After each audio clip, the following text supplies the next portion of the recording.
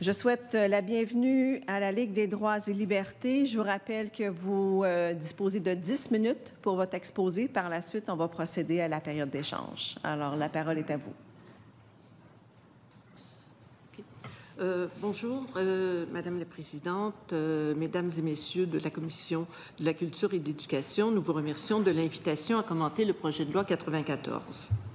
La Ligue des droits et libertés est un organisme à but non lucratif, indépendant et non partisan, qui vise à faire connaître, à défendre et à promouvoir l'universalité, l'indivisibilité et l'interdépendance des droits. C'est ce qui fonde notre critique du projet de loi 94 et fait que nous en demandons le retrait. Soulignons d'emblée que nous sommes tout à fait d'accord avec la laïcité de l'État et avec l'égalité entre les femmes et les hommes. Nous différons cependant sur les moyens d'y parvenir, puisque la Ligue est persuadée que tout cela peut se faire dans le respect des droits humains de toutes et tous. En ce qui concerne la laïcité de l'État, notre organisation a joué un rôle actif dans le processus de laïcisation au Québec, comme nous le mentionnons dans le mémoire. Pour nous, la laïcité, qui n'est pas une valeur, mais un mode pragmatique de gestion du pluralisme religieux, repose sur deux principes de base, la neutralité de l'État à l'égard des religions et la séparation des institutions religieuses et politiques. Ces principes visent à garantir la liberté de conscience, de religion, d'expression et d'association, le droit à l'égalité, la protection tant des personnes croyantes que non croyantes et le principe d'universalité, bref, les droits humains. En imposant une sécularisation forcée aux individus et en excluant des personnes du système d'éducation publique en raison de l'expression de leur appartenance culturelle et religieuse, le projet de loi 94 propose un modèle de gestion du pluralisme de type assimilationniste et profondément attentatoire aux droits humains. Cette dissociation entre laïcité et droits humains est hautement problématique et risque d'encourager et de renforcer une islamophobie présente dans la société québécoise. En ce qui concerne l'égalité entre les femmes et les hommes, nous ne pensons pas que nous nous rapprochons de celle-ci en stigmatisant un groupe de femmes, les femmes musulmanes qui portent le hijab, et en leur fermant de facto les portes d'un milieu de travail, le milieu de l'éducation publique, ou en leur refusant de progresser dans leur carrière. Certaines femmes qui n'ont pu devenir enseignantes suite à l'adoption de la loi sur la laïcité de l'État ont œuvré dans les services de garde. En étendant l'interdiction du port de signes religieux à ce groupe, ce sont de nouveaux secteurs d'emploi que l'on interdit à ces femmes. Est-ce le meilleur moyen pour parvenir à l'égalité entre les femmes et les hommes dans la société québécoise? En tout cas, ce n'est pas l'avis de plusieurs groupes féministes, comme la Fédération des femmes du Québec, l'Aire des centres de femmes et les tables régionales de groupes de femmes. Plusieurs études ont montré l'importance pour l'autonomie des femmes de pouvoir exercer un emploi rémunéré. Par ailleurs, le fait de demeurer en emploi est fortement corrélé à celui de ne pas être soumise à du harcèlement et à des violences en milieu de travail. C'est tout le contraire que fait le projet de loi 94 en étendant à de nouvelles catégories d'emplois les effets néfastes déjà mesurés de la loi sur la laïcité de l'État. Les enseignantes musulmanes bénéficiant du droit acquis dans le contexte de la loi sur la laïcité d'État font face à un environnement professionnel chargé de tensions implicites et doivent naviguer dans des espaces marqués par la suspicion, les stéréotypes et les micro-agressions ordinaires. Les gestes et attitudes discriminatoires ne se manifestent pas toujours ouvertement, mais leur cumul érode le sentiment d'appartenance professionnelle des intéressés. Tout le contraire, donc, d'un milieu de travail exempt de violence et de harcèlement. Les propositions qui nous sont présentées dans le projet de loi sont basées sur une vérification interne du ministère de l'Éducation suite au scandale public soulevé dans les médias concernant l'école Bedford et d'autres écoles en région montréalaise. Cette vérification était loin d'être exhaustive et les modifications proposées par le projet de loi sont loin de correspondre à des problèmes avérés, entre autres l'assimilation qui est faite entre prosélytisme et port de signes religieux. Merci. Madame la Présidente, on a examiné en fait chacun des articles du projet de loi 94 et force est d'admettre que la majorité d'entre eux portent atteinte ou menacent un ou plusieurs droits qui sont inscrits dans les chartes, inscrits aussi dans le droit international des droits humains auquel l'État québécois est lié. Avant de discuter de quelques-unes de ces atteintes, j'aimerais souligner que le projet de loi 94 s'inscrit dans une logique dans d'autres projets de loi aussi, notamment le projet de loi 84 sur l'intégration nationale qu'on est venu critiquer ici il y a environ 2 mois, en faisant cette fois-ci du système d'éducation finalement un instrument d'assimilation et un instrument d'imposition des soi-disant valeurs québécoises. Et donc, plusieurs de nos critiques sur le PL 84 concernent aussi le PL 94. Premièrement, sa logique punitive plutôt qu'inclusive et interculturelle. Sa volonté d'imposer des valeurs en violation complète des droits fondamentaux et en particulier de la liberté de conscience. Oui. Excusez. Oui, parfait. Le fait qu'il participe également à un discours sur la peur de l'autre et la xénophobie. C'est tout ça qui participe. C'est normal. Monsieur le ministre, on va juste leur laisser le temps de finir leur exposé, puis après la suite. Xénophobie. Xénophobie. Oui, peur de l'autre. Alors, poursuivez, s'il vous plaît. C'est tout ça un projet de loi qui est discriminatoire dans le sens où, même s'il s'applique à toutes les religions, il va avoir des impacts majeurs sur un groupe cible, et en particulier les femmes qui portent le hijab et qui portent aussi le système d'éducation publique. J'ajouterais que cette discrimination-là, elle n'est pas indirecte, c'est une discrimination qu'on dit ouverte et déclarée, qui est non seulement contraire aux chartes, mais qui est aussi contraire à l'esprit de justice et de solidarité qui devrait guider les relations entre les citoyens. Je souligne que cette discrimination à l'embauche aussi a des répercussions sur plusieurs autres droits pour ces femmes, le droit à l'égalité, le droit à la sécurité, le droit à un revenu, etc. Et on souhaite insister aussi sur le fait que le PL 95 fragilise de différentes manières le droit à l'éducation. Premièrement, les barrières discriminatoires en emploi vont accentuer la pénurie de personnel qualifié qui est déjà criante dans le réseau d'éducation. Dans un contexte où les ratios atteignent des niveaux critiques, le projet de loi va priver de nombreux enfants d'un encadrement éducatif de qualité, personnalisé et respectueux de leurs besoins. Et d'ailleurs, il y a plusieurs intervenants et intervenantes, notamment les syndicats, qui craignent qu'on passe finalement d'un service de garde éducatif à un simple service de surveillance des enfants, avec ce que ça implique comme bris au niveau du droit à l'éducation. Et en adoptant une loi qui est discriminatoire, le gouvernement nuit aussi à l'établissement d'un système d'éducation pluraliste, respectueux des diversités. Et on pense que les élèves du Québec doivent être exposés à différentes formes de diversité, y compris culturelle et religieuse. Et d'ailleurs, l'UNESCO rappelle depuis longtemps que le dialogue interculturel, l'éducation à la tolérance font partie des conditions primaires pour le droit à l'éducation. Et un dernier mot sur l'article 36 qui impose l'usage unique du français dans les écoles. À notre avis, ça va constituer un obstacle supplémentaire au droit à l'éducation, alors que plusieurs études montrent que l'usage des langues maternelles à des fins pédagogiques, c'est un outil important pour l'apprentissage du français, pour la socialisation des enfants et pour leur intégration en milieu scolaire et ultimement dans la société québécoise. En dernier lieu, nous dénonçons la façon cavalière dont le gouvernement actuel utilise de manière abusive et répétée les clauses dérogatoires prévues aux chartes canadiennes et québécoises.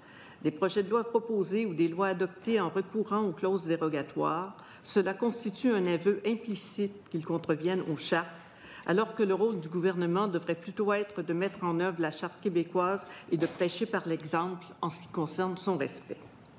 Le recours de plus en plus systématique aux clauses dérogatoires contrevient également aux obligations de l'État québécois en vertu du droit international des droits humains. Celui-ci est très exigeant quant aux critères qui peuvent justifier de déroger aux droits et libertés et extrêmement clair à l'effet que de telles pratiques doivent demeurer temporaires et exceptionnelles. L'attitude du gouvernement nous inquiète pour l'avenir de la Charte des droits humains et pour l'ensemble de la population du Québec, puisque la Charte des droits et libertés, dont nous célébrons cette année le 50e anniversaire, est un des piliers de notre démocratie. Merci. Merci beaucoup pour votre exposé. Alors, on va procéder à la période d'échange avec le ministre. La parole est à vous. Oui, merci pour votre participation à nos travaux. Vous demandez le retrait du projet de loi 94 parce que, dites-vous, il est contraire à une laïcité ouverte et inclusive et qu'il est, je cite votre communiqué, il est attentatoire aux droits et libertés protégés par les chartes. Fin de citation. Alors, le projet de loi, comme vous le savez, comprend plusieurs dimensions. Je vais en aborder quelques-unes avec vous.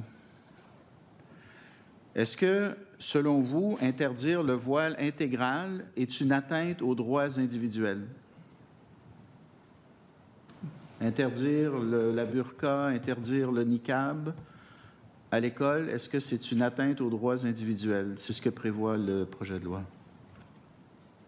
Est-ce que tu veux compléter? OK. Selon nous, il n'est pas du ressort de l'État de prescrire la façon dont les gens se vêtent. OK, donc... Et par ailleurs, il n'y a pas d'enseignante qui porte le voile intégral. Mais le rapport sur les 17 écoles donne l'exemple d'étudiantes qui portent le voile intégral ou qui s'en fabriquent un. Est-ce que vous jugez qu'en interdisant le port du voile intégral à ces élèves, on porte atteinte à leurs droits individuels?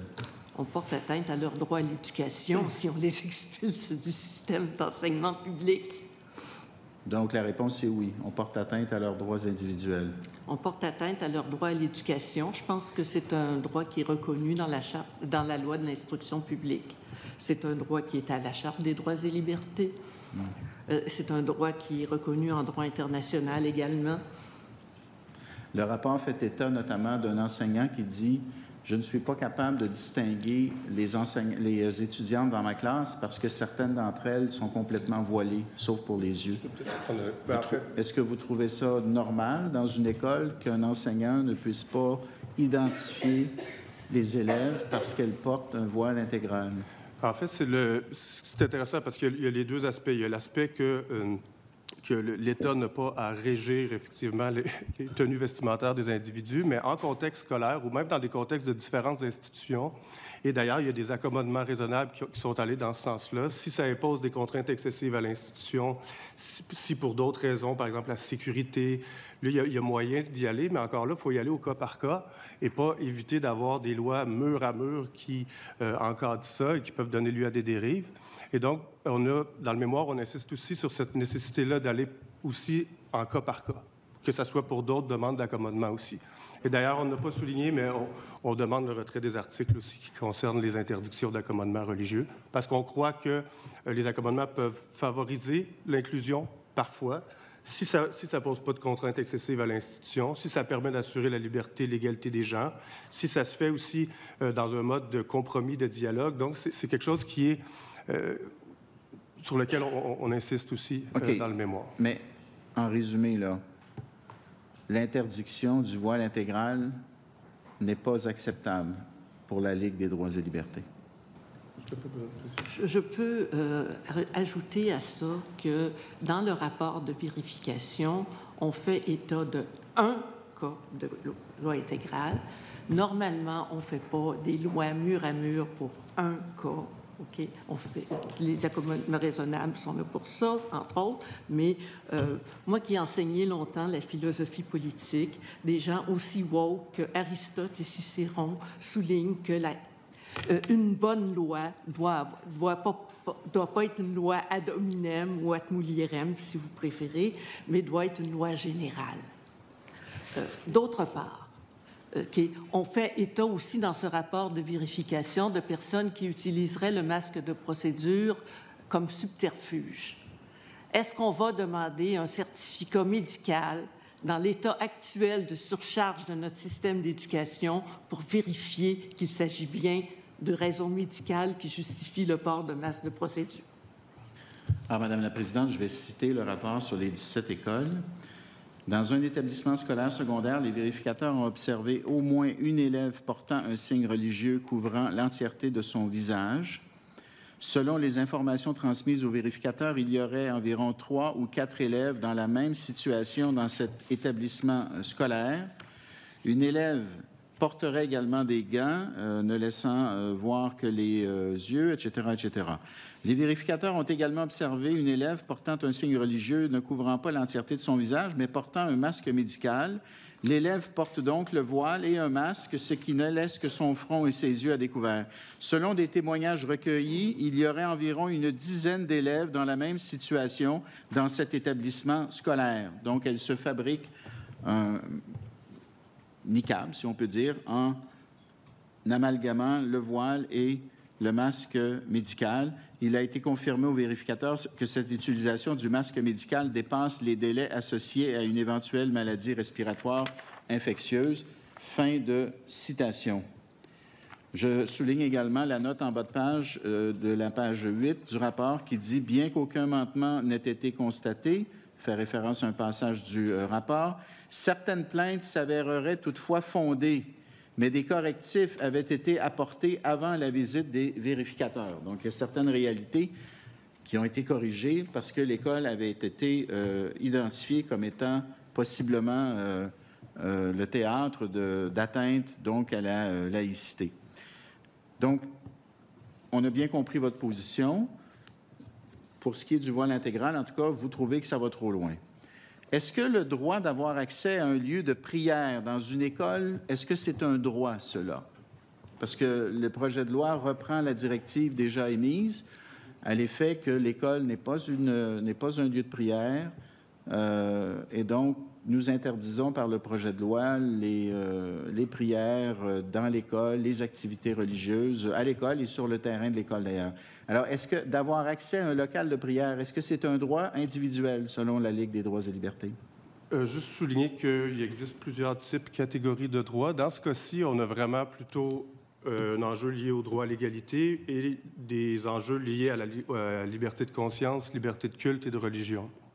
Après, on revient encore dans le mémoire, c'est la même chose. C'est que le projet de loi propose, en fait, et dans plusieurs domaines, de régir les comportements, de régir les attitudes, de régir les propos des gens, de régir, bref, d'encadrer de façon tellement stricte qu'il n'y a plus aucune possibilité de faire des accommodements ou de s'adapter dans une société qui est pluraliste à l'école. Et la logique est un peu la même dans le cas des locaux de prière. Si on a une classe avec 50 d'élèves qui sont de confession musulmane, qui vont prier dehors justement parce qu'ils n'ont pas de place et qu'on a un local disponible, ce qu'on n'a pas dans les écoles parce qu'on manque d'investissement, mais si on a un local qui est disponible, pourquoi on ne ferait pas un accommodement pour ces personnes-là? Même chose, par exemple, pour des collègues à moi que je connais bien, qui ont des classes à Saint-Maxime, par exemple, qui ont des classes avec énormément de personnes de confession musulmane et ils ne vont pas faire un examen pendant le ramadan à la fin de l'après-midi parce que les enfants sont fatigués. Et donc, c'est un accommodement qui est normal. C'est un accommodement acceptable, ça, de ne pas faire? Absolument. C'est un accommodement acceptable de ne pas faire d'examen pendant le ramadan? Ils font le matin. Ils font le matin. C'est ce qu'on appelle un accommodement au cas par cas selon les contraintes possibles ou non de l'institution. Et la même chose pour les locaux de prière. Le calendrier des examens devrait être fonction des congés, des activités liées aux fêtes religieuses. C'est ce que vous venez de dire. Oui, je peux Nous venons d'avoir 4 jours de fermeture des écoles pour une fête catholique. C'est tout ce que je peux vous dire. Alors, pourquoi il y aurait des fermetures? À Noël, à Pâques, les écoles sont fermées. C'est des fêtes qui sont spécifiques à une religion. On peut étendre Noël aux chrétiens, à l'ensemble de la chrétienté. Pâques, ça tombait bien cette année. La Pâques orthodoxe est en même temps que la Pâques catholique. Mais on vient d'avoir 4 jours. Là. On ferme les écoles pour les catholiques. Donc, il n'y a pas d'examen ces jours-là. Pourquoi il n'y aurait pas d'accommodement pour le jour du Yom Kippour ou pour la fête de l'Aïd al-Fir? Madame, il y a longtemps que les fêtes religieuses comme Noël et Pâques sont devenus des congés fériés pour tous. Ça n'a plus rien à voir avec la religion. L'histoire de ces congés, évidemment, remonte à l'héritage religieux, mais aujourd'hui, ces congés ne sont plus religieux, ce sont des congés fériés qui sont pris par tout le monde, peu importe la religion. Maintenant, je retiens quand même votre affirmation à l'effet qu'il faudrait accommoder l'horaire des examens en fonction du ramadan. C'est ce que vous venez de dire. J'en suis très étonné. Je peux préciser. J'en suis très étonné. Je peux préciser? Oui. Pour la retranscription, qu'un ne parle pas par-dessus l'autre, là. Un à la suite de l'autre, s'il vous plaît. Je vous remercie. Madame la Présidente, je peux faire une intervention juste sur question de procédure? Je veux juste appuyer ce que vous venez de faire, puis j'aimerais que le ministre fasse attention de ne pas interrompre les invités, parce que ça arrive particulièrement quand c'est des invités qui ne sont pas d'accord avec lui. Et je trouve que ce n'est pas dans les règles du décorum de notre institution. Madame la Présidente, j'ai Des années de parlementarisme derrière la cravate et le genre de dialogue que nous avons présentement est tout à fait normal et avisé et souhaitable. Alors je continue avec... J'aimerais qu'on reste dans les discussions avec respect, s'il vous plaît, et qu'un parle à la suite de l'autre. Me prêter un propos qui n'est pas tout à fait exact, c'est que, en fait, moi, ce que je constate, c'est que vous avez une volonté de faire une loi mur à mur pour encadrer tout et très punitive, alors que ce qu'on dit, c'est que la pratique d'accommodement raisonnable, c'est une pratique qui peut permettre, justement, de favoriser l'inclusion des personnes. Et donc, je ne suis pas mur à mur pour, je ne suis pas mur à mur contre. Je suis pour que, à l'échelle humaine, on vérifie s'il y a des accommodements qui sont possibles et qui ne sont pas des contraintes excessives à l'institution. C'est un principe qui est reconnu dans le droit, qui fonctionne bien. Et donc, c'est ce que je dis. C'est vrai pour plusieurs éléments du projet de loi. Voilà. Je tiens juste à dire, Madame la Présidente, que le projet de loi que nous étudions ne permettra plus le genre de comportement et de pratique dont vient de parler le représentant de la Ligue des droits et libertés. Les calendriers d'examen ne seront plus, si c'est le cas, comme il semble l'indiquer, à partir d'un exemple qui lui a été confié par des proches. Si effectivement il y a dans certaines écoles du Québec des examens qui sont fixés par le calendrier religieux, j'affirme, Madame la Présidente, que le projet de loi que nous avons sous les yeux ne le permettra plus. Par ailleurs, Madame la Présidente, dans le projet de loi, je reprends dans le rapport sur les 17 écoles, il est écrit ceci: un employé pratiquant une religion peut se voir accorder plus de congés rémunérés qu'un employé ne pratiquant aucune religion. Est-ce que la Ligue des droits et libertés est d'accord avec ça? Quelqu'un qui déclare avoir une religion a droit à plus de congés rémunérés que quelqu'un qui n'a pas de religion? Les congés rémunérés pourraient être répartis entre les diverses religions. Je vous ai rappelé que Pâques et Noël sont quand même très connotés à une religion, même si, d'après vous, c'est laïcisé. C'est pas laïcisé pour tout le monde. Il y a plein d'affaires religieuses qui se passent, pas dans les écoles, mais qui se passent à ce moment-là. Et je veux dire, moi, je pense qu'on pourrait, au cas par cas, on n'a pas besoin, je veux dire, s'il n'y a pas d'étudiants juifs dans une commission, dans un centre de service scolaire, par exemple, au Saguenay, il n'y a pas nécessairement besoin d'avoir une provision pour donner des congés, mais on pourrait diversifier les origines des divers congés. On a des flexibilités. Il y a des trucs comme des journées pédagogiques qui offrent des flexibilités dans le calendrier scolaire. On n'est pas obligé de tout caler sur une religion. Je vous repose la question parce que vous n'y avez pas répondu. Est-ce que vous êtes d'accord avec la pratique qui donne plus de congés payés à quelqu'un qui se déclare religieux plutôt que quelqu'un qui ne pratique aucune religion? Est-ce que vous êtes d'accord avec cette pratique? Nous ne sommes pas d'accord avec ce genre de... Ça contrevient au principe de l'égalité et de l'équité.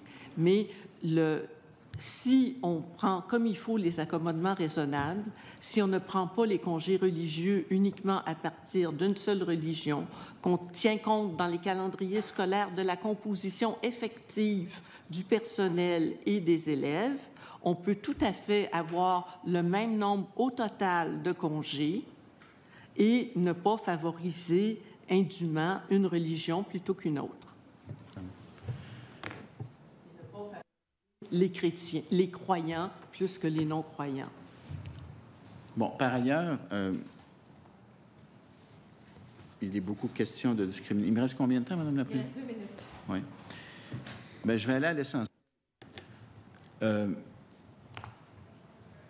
Il y a des cas qui nous ont été rapportés, et d'ailleurs, il y en a un certain nombre qui sont cités dans le rapport sur les 17 écoles, de membres du personnel scolaire qui portent un signe religieux et qui se font rappeler que la loi ne leur permet pas de le porter et qui acceptent de le retirer et de continuer leur travail sans enjeu.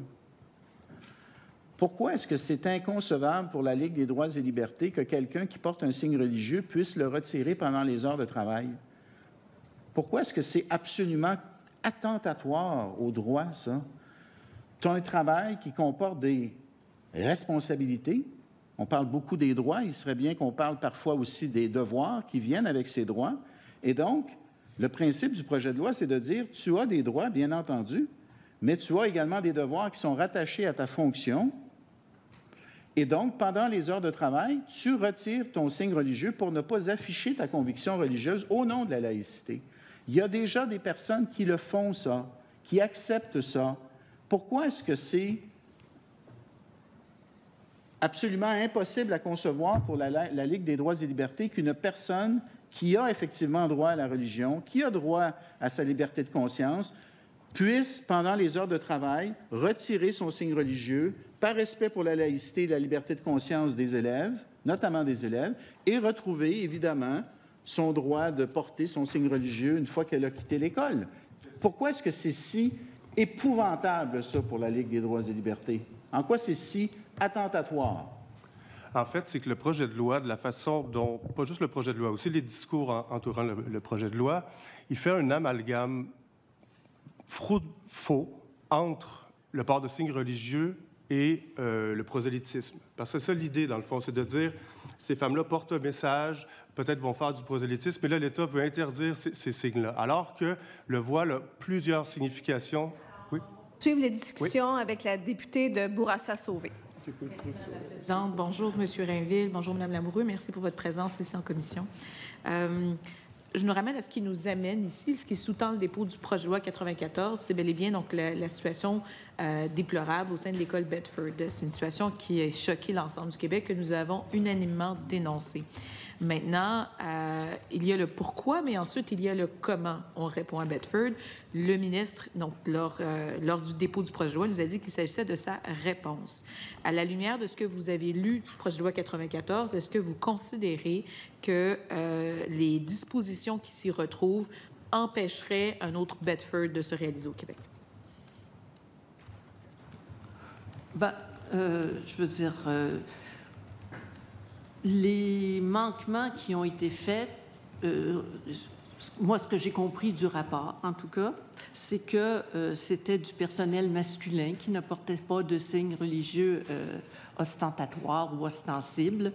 Et donc, je ne vois pas pourquoi on ferait... en quoi ça résolverait un problème tel qu'il s'est passé à Bedford. Bon, je ne dis pas que c'est bien ce qui s'est passé à Bedford, qu'on me comprenne, mais je dis que ce projet de loi ne résout pas ne résout pas le problème et en même temps impose des contraintes excessives à beaucoup de monde. Monsieur Rainville, parfait. Merci beaucoup. Donc j'ai bien saisi votre réponse. Ce que vous dites, c'est que si, évidemment, donc vous êtes contre donc, tout ce qui s'est passé. Je constate, à la lumière des réponses que vous avez offertes au ministre, que vous avez lu ce rapport, que vous avez lu celui également, donc le rapport de vérification sur les 17 écoles, et vous dites, bien, ici, on va beaucoup plus loin que ce qui nous a été présenté comme problématique à résoudre, et à certains égards, donc on va même donc trop loin. Maintenant, donc, vous avez parlé donc distinctement des signes religieux, donc de l'article 32 du projet de loi 94. Selon vous, qu'est-ce qui risque de se passer dans le réseau si l'interdiction donc, qui est visée à l'article 32 entrerait en vigueur? C'est l'entrée en vigueur. Bien, en fait, une des choses qu'on déplore dans notre mémoire aussi, c'est qu'on a fait, oui, des enquêtes dans les écoles et tout ça, mais est-ce que le gouvernement a fait une étude d'impact sur les discriminations en lien avec la loi sur la laïcité? Ce serait une bonne idée avant d'en prévoir l'extension, si je peux, ou le renforcement, comme on dit.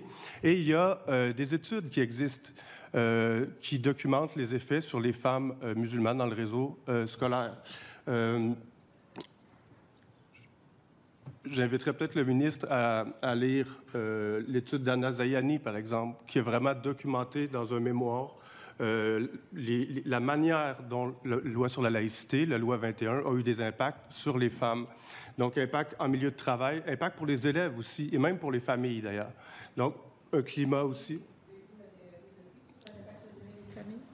Oui, effectivement. Ben, en fait, Impact sur les élèves, c'est beaucoup les micro-agressions qu'on appelle, donc des petits commentaires de la part de collègues sur le port de leurs signes religieux. Et je te dirais que l'effet qui est peut-être le plus grave dans un contexte où on veut valoriser l'intégration nationale, c'est le sentiment d'exclusion des gens. Et ça, c'est la première chose. Je ne me sens plus québécoise. Je me sens exclue. Parce qu'effectivement, c'est une loi qui est attentatoire, discriminatoire, leurs droits en particulier.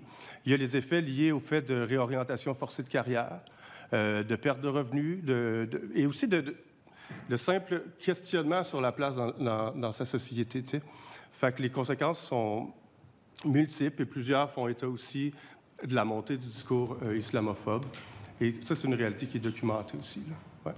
Merci beaucoup. Pour répondre à votre question, je peux vous confirmer que nous, comme parlementaires, nous n'avons pas reçu une analyse d'impact réglementaire, là, comme il se fait lors du dépôt d'autres projets de loi. Maintenant, donc, vous avez parlé donc, de l'impact sur l'emploi. Je suis aussi porte-parole en matière d'emploi et vous avez vu donc, le projet de loi 94 comporte donc, une clause grand-père qui est attachée, bon, des intervenants avant vous, donc nous disait attachée au poste plutôt qu'à la personne. Donc, je vais utiliser leur nomenclature. Votre sommaire des recommandations là, ne couvre pas cet aspect-là du projet de loi. J'aimerais savoir d'abord ce que vous en pensez et si vous avez une recommandation pour nous comme législateurs.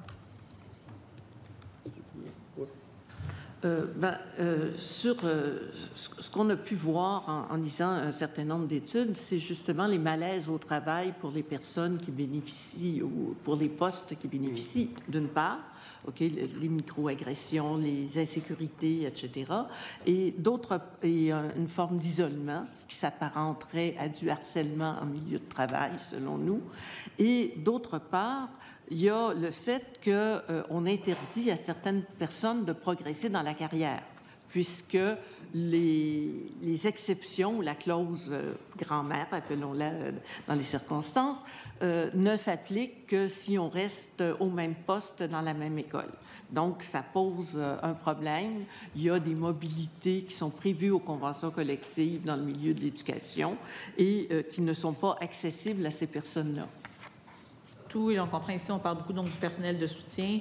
Souvent, donc, l'enseignant va être attaché donc, à... Bon, il y a moins de mobilité en fait, de l'enseignant dans inter-institution, mais je comprends du réseau que c'est possible qu'un membre du personnel de soutien puisse aller d'un établissement à un autre pour combler différents besoins de main-d'œuvre au sein du même centre de service scolaire. Donc, non seulement donc, ça limiterait cette mobilité-là qui est présente selon les conventions collectives, mais empêcherait donc la mobilité à plus long terme d'une personne qui voudrait se perfectionner et avoir un autre poste. Donc, dans les circonstances, donc vous nous dites est-ce qu'on devrait élargir la clause grand-père. Est-ce que c'est votre recommandation? Notre recommandation, c'est le retrait du projet de loi 94 et le retrait des interdictions du port de signes religieux. Donc... Merci beaucoup.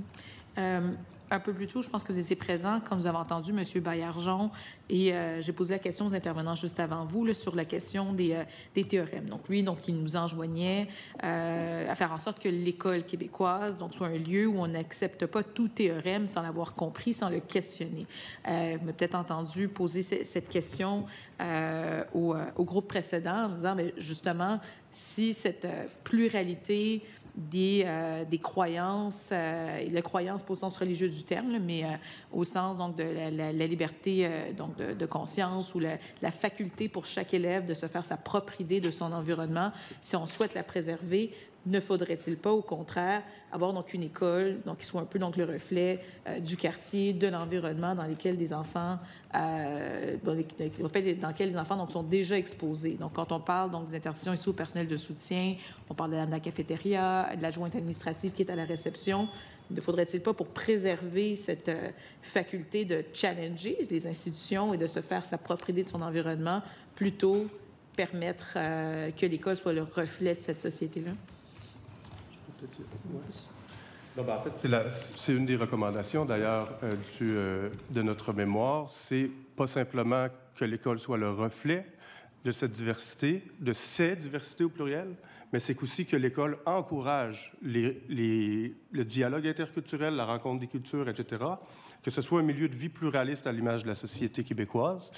Et l'autre élément qui m'apparaît extrêmement dangereux, qu'on a peu parlé, c'est tous ces articles de loi-là, on a fait la longue liste, qui commandent des propos, des attitudes, j'oublie tous les libellés, des comportements qui devraient être en adéquation avec la laïcité de l'État et les valeurs québécoises. Donc, on va, pour tous les acteurs du réseau de l'éducation dans tous les niveaux, l'État essaie d'imposer des comportements, des façons de penser, des valeurs, et ça, on trouve que c'est extrêmement dangereux.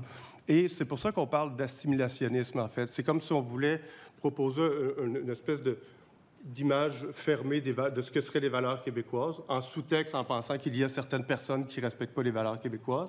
Et on essaierait d'imposer ça aux individus à partir d'une logique punitive. Nous, ce qu'on dit, c'est l'inverse. Si on veut favoriser un vivre ensemble, ça prend des politiques d'intégration, francisation, donner des moyens aux classes d'accueil, etc. Donc, on est dans un autre paradigme qui n'est pas celui répressif et qui n'est pas celui de s'attaquer aux libertés fondamentales de croyance, de conscience, de religion, de réunion. Donc, on est dans un autre paradigme. Et dans un paradigme de politique positive aussi, pour favoriser cette diversité-là dont vous parlez, le fait que ça reflète véritablement la société dans laquelle on est. Merci. J'ai le temps pour une toute dernière question. On a entendu plus tôt donc, des exemples, encore une fois, inacceptables, donc, de contrôle là, par rapport donc, au port du signe religieux chez certains élèves. Est-ce que, selon vous, le cadre juridique actuel nous permet déjà d'éradiquer donc, ces situations-là? Effectivement, on peut y procéder avec du gros bon sens, par du cas par cas, au lieu de faire du mur à mur. Alors, on va poursuivre les discussions avec le député de Jean Lesage. Merci, Madame la Présidente. Merci beaucoup pour votre présence en commission. Je pense que votre point de vue est précieux. Je voudrais vous amener sur la question de la définition de la laïcité. Parce qu'évidemment, le ministre lui-même utilise le terme laïcité, se présente comme un grand défenseur de la laïcité, comme si la définition même de la laïcité ne posait pas problème, c'est-à-dire suscitait pas des questionnements dans la société, etc. Et puis, évidemment, ça donne l'image que les opposants sont contre la laïcité, alors qu'il y a probablement simplement une différence de conception. La façon dont moi je comprends la laïcité, on parle de neutralité religieuse de l'État, puis de séparation de l'État avec les institutions religieuses. Et la façon dont s'incarne la laïcité dans le point de vue du ministre, à mon avis, mais je voudrais vous entendre là-dessus, on dirait plutôt quelque chose comme un athéisme d'État, un athéisme militant, voire, qui tente de s'imposer, plutôt qu'une attitude neutre. Je ne sais pas qu'est-ce que vous pensez de ça.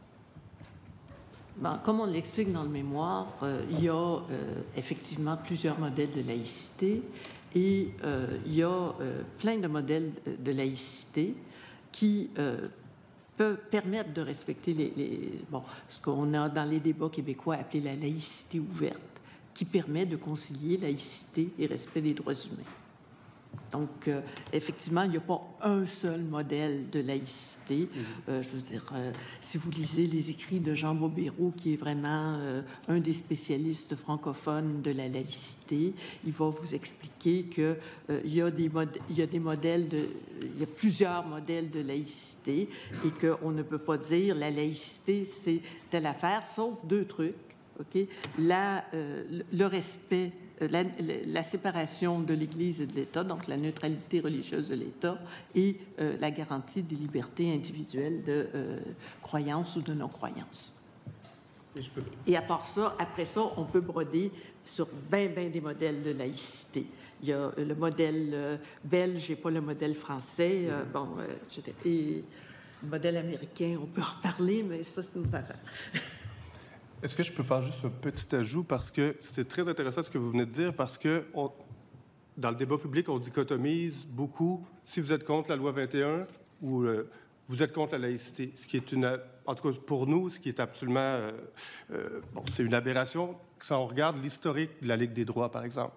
Parce qu'effectivement, on s'est battu à différentes époques pour... que ce soit contre la censure de l'Église, on s'est battu, et même pour la déconfessionnalisation du système scolaire. Et ce qu'on dit, c'est que le mouvement d'affirmation des droits humains, ça a été un moteur de la promotion de la laïcité de l'État. Donc, quand on adopte un projet de loi qui viole des droits et qui déroge aux chartes des droits, on fait un recul historique. C'est évident pour nous. Et l'autre élément, c'est que, historiquement, pourquoi la laïcité de l'État s'est imposée comme modèle, surtout dans des sociétés pluralistes? Merci. Je m'excuse de vous interrompre. Liberté. On va poursuivre les discussions avec le député de Matane-Matapédia. Bienvenue. La question des droits des enfants à une éducation. Dans le rapport de Bedford, on indique qu'il y a des élèves qui ont été privés d'enseignement de la communication orale, des sciences de la technologie, de l'éthique et de la culture religieuse, l'éducation à la sexualité. Des jeunes filles ont été privées de jouer au soccer. Tout ça à cause des convictions de certains enseignants. Alors, on parle ici, je vous emmène de façon différente sur le dossier qui nous emmène ici, Bedford. Est-ce que vous considérez que ces enfants, ces élèves, ont été privés de leurs droits? Est-ce que vous dénoncez ce qui s'est passé à Bedford? Bien, absolument. Et la question du respect du programme, c'est quelque chose qui est extrêmement important aussi. Donc, dans ce cas-là, tu sais, tantôt on parlait d'accommodements qui peuvent être raisonnables ou déraisonnables. Dans ce cas-là, on a un manquement clairement. Bon, ça relève de la régie interne aussi de l'école, mais effectivement, on dénonce les débordements qu'il y a eu à Bedford sans... Pour légiférer, on est en accord avec l'essentiel, nous, de ce projet de loi. Je trouve même qu'à certains égards, il devrait y avoir des précisions. Dans votre mémoire qu'on a reçue, que j'ai bien lue, vous parlez de la question de la langue qui est parlée dans les corridors, par exemple, à l'extérieur des classes. Vous êtes contre le fait que ce soit le français qui soit imposé, que ce soit la norme. C'est comme ça que c'est écrit. Donc, il n'y aurait aucun problème à ce que dès qu'on sort d'une classe, on ne parle qu'arabe, par exemple. Ça n'envoie pas un message particulier. Tout à l'heure, vous avez évoqué l'histoire de votre organisation, 1963. Ça fait quand même un bout de temps, puis il y a eu beaucoup de débats. Je ne sais pas quelle était votre position sur la loi 101 en 1977. Est-ce que vous étiez, votre organisation était pour ou contre? Moi, je ne suis pas dans les archives. Je suis historien, puis je m'excuse de ne pas le savoir. Mais j'irais sur... Moi, j'ai la réponse. Favorable, quoi. Bien, il y avait des sérieuses réticences sur les droits. Bien, peut-être... Bien, écoute, si vous voulez qu'on refasse je n'ai pas vraiment envie de refaire le débat de loi 101, mais pour la question sur la langue, par contre, ce qui est intéressant, c'est qu'encore là, tout le monde convient que la langue publique commune, c'est le français, que c'est le français qui doit être en usage dans les écoles. Il n'y a pas de problème. Après, c'est d'adopter une loi qui régit les comportements, les attitudes des élèves, des professeurs, pour leur empêcher toute possibilité. Donc, c'est un peu ça qu'on a contre le projet, c'est que plutôt que d'y aller au cas par cas, d'avoir une sorte de raisonnabilité... J'ai pas beaucoup de temps, si vous me permettez. Vous ne trouvez pas qu'il y a une nécessité d'envoyer des messages clairs en matière de langue, que l'école doit avoir la liberté de conscience, mais aussi le français, langue commune? Il y a plein d'autres endroits où parler la langue de son choix. Dans un centre communautaire, avec ses amis, à l'extérieur, dans un parc. Mais à l'école, vous ne trouvez pas qu'il y a une nécessité d'envoyer un message comme celui-là? Oui, c'est la langue commune, c'est clair. Mais je vais donner un seul exemple. En ce moment, ma fille est en 6e année, est en bain linguistique, puis elle est obligée de parler en anglais. Donc, c'est la manière dont ce projet de loi-là... Non, mais c'est tellement mur à mur que ça donne plus de place à des possibilités d'accommodement. On parlait là-dedans de la langue pour les jeunes qui arrivent, dont la langue maternelle n'est pas le français, d'avoir des personnes ressources qui sont capables de... Les enseignants, par exemple, est-ce que vous seriez en faveur qu'ils ne parlent que français entre eux? Je vous remercie de votre participation à nos travaux. Alors, la commission suspend ses travaux jusqu'après les avis touchant les travaux des commissions.